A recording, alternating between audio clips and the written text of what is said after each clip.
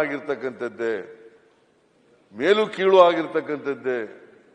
ಅದು ಧರ್ಮ ಅಲ್ಲ.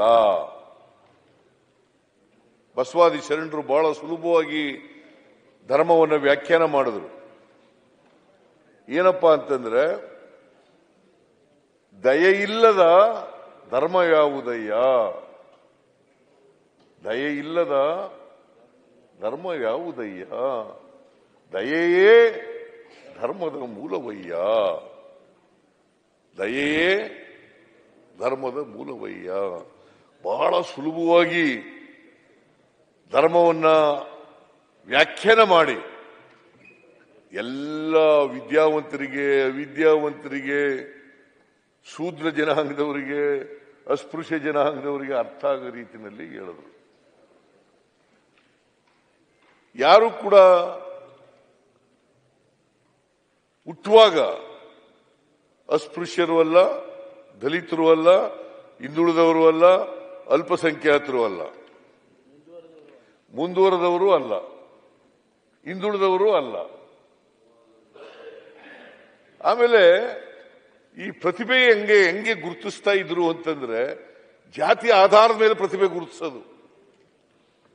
ಇವ ಅಸ್ಪೃಶ್ಯ ಜಾತಿಗೆ ಸೇರಿದವನ, ದಲಿತ ಜಾತಿಗೆ ಸೇರಿದವನ, ಹಿಂದುಳಿದ ಜಾತಿಗೆ ಸೇರಿದವನ, ಅಲ್ಪಸಂಖ್ಯಾತ ಜಾತಿಗೆ ಸೇರಿದವನ, ಅಥವಾ ಮೇಲ್ಗಡೆ ಸಮಾಜದಲ್ಲಿ 4 ವರ್ಣಗಳಿದ್ದಾವಲ್ಲ, ಈ 4 ವರ್ಣಗಳಲ್ಲಿ ಇದನ್ನು ನಂಬಿಸ್ಬಿಟ್ಟಿದ್ರು. ಈ 4 ವರ್ಣ, ಮೇಲ್ಗಡೆ ಬ್ರಾಹ್ಮಣರು, ಕೆಳಗಡೆ ವೈಶ್ಯರು, ಅದರ ಕೆಳಗಡೆ ರಾಜರು ಅಲ್ಲ, ಕ್ಷತ್ರಿಯರು, ಬ್ರಾಹ್ಮಣರು, ಕ್ಷತ್ರಿಯ, ವೈಶ್ಯ, ಶೂದ್ರ, ಪಂಚಮ, ಈ ತರ ಮಾಡಿ ಇಟ್ಬಿಟ್ಟಿದ್ರು. ಅದರಿಂದ ಈ ಪ್ರತಿಭೆ ಅನ್ನೋದಿದೆಯಲ್ಲ, ಈ ಪ್ರತಿಭೆಯನ್ನ, ಆ ವ್ಯಕ್ತಿಯ ಪ್ರತಿಭೆಯಿಂದ ಅವನ ಯೋಗ್ಯತೆಯನ್ನ ಅಳಿತಕ್ಕಂಥ ವ್ಯವಸ್ಥೆ ಇರಲಿಲ್ಲ.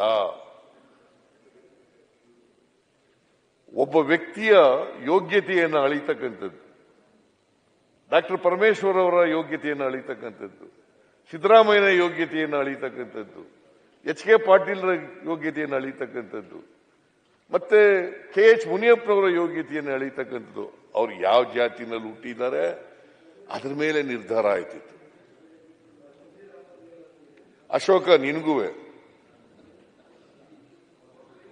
ಅಶ್ವಥ್ ನಾರಾಯಣ ನಿನ್ಗುವೆ, ನಾವೆಲ್ಲ ಶೂದ್ರರು. ಯತ್ನಾಳ್ ನಿಮ್ಗುವೆ, ನೀವೆಲ್ಲ ಶೂದ್ರರು, ನಾವೆಲ್ಲ ಶೂದ್ರರು.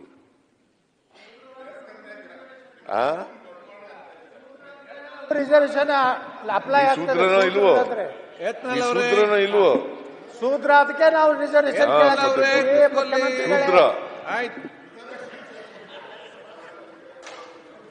ಪರಮೇಶ್ವರ್ ಒಪ್ಕೊಂಡಂಗಿದ್ರೆ ಎಲ್ಲ ಸೇರ್ಕೊಂಡ ನಾವೆಲ್ಲ ಒಪ್ಕೊಂಡೆ ಮಾತಾಡೋದು. ಆಯ್ತು, ನಾವೆಲ್ಲ ಶೂದ್ರರು ಅಂತ ಅನ್ನೋದೇ ಒಪ್ಕೊಂಡೇ ಮಾತಾಡೋದು. ನಾವೆಲ್ಲ ಶೂದ್ರರು. ಈ ಜಾತಿಯ ಆಧಾರದ ಮೇಲೇನೆ ಶ್ರೇಷ್ಠತೆ, ಕಳಪೆ ತೀರ್ಮಾನ ಆಯ್ತಿತ್ತು.